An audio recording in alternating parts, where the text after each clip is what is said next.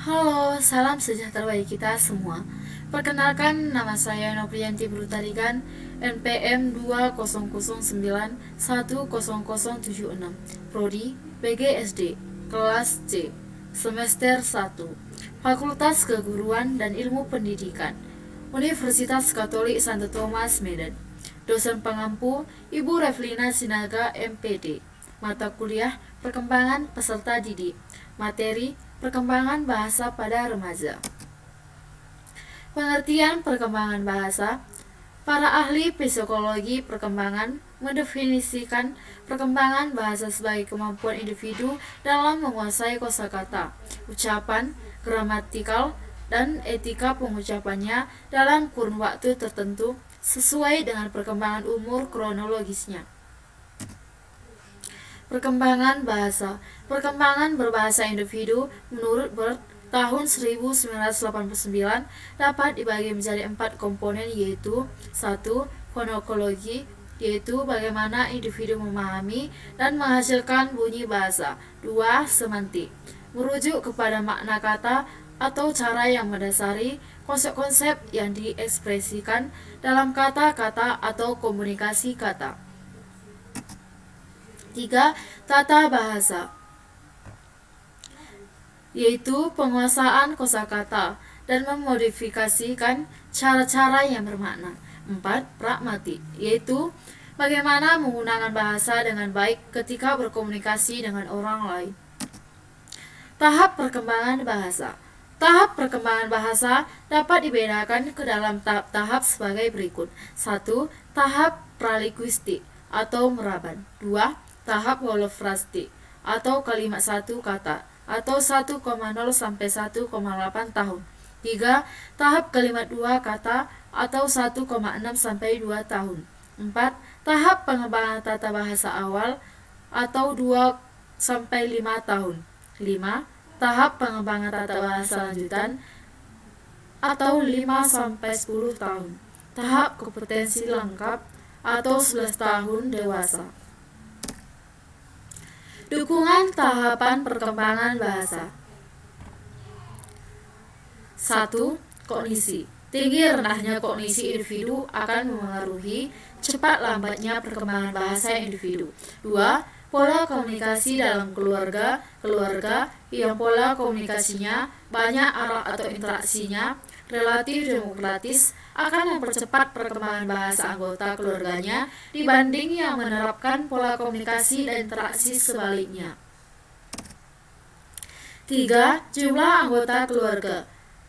Keluarga yang memiliki banyak anggota keluarga, perkembangan bahasanya lebih cepat karena terjadi komunikasi yang bervariasi. 4.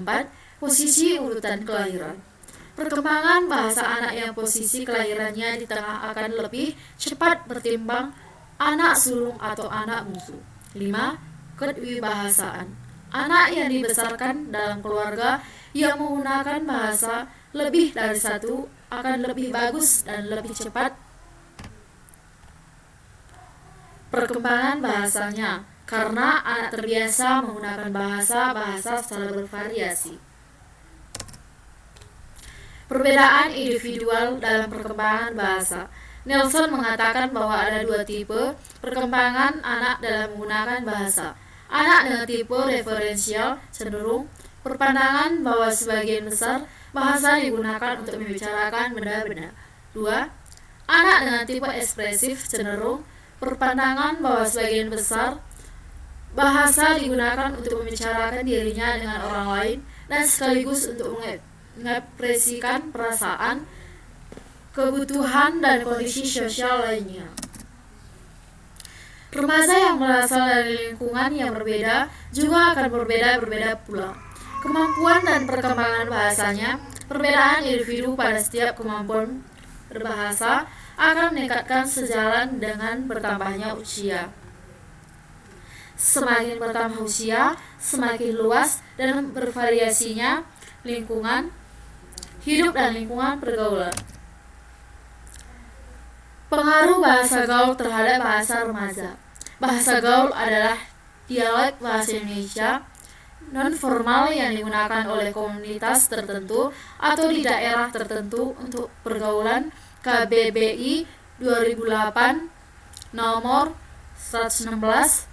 Sarana komunikasi diperlukan oleh kalangan remaja untuk menyampaikan hal-hal yang dianggap tertutup bagi kelompok usia lain atau agar pihak lain tidak dapat mengetahui apa yang sedang dibicarakannya. Masa remaja memiliki karakteristik antara lain pertualangan, pengelompokan, dan kenakalan. Ciri ini tercermin juga dalam bahasa mereka, keinginan untuk membuat kelompok eksklusif.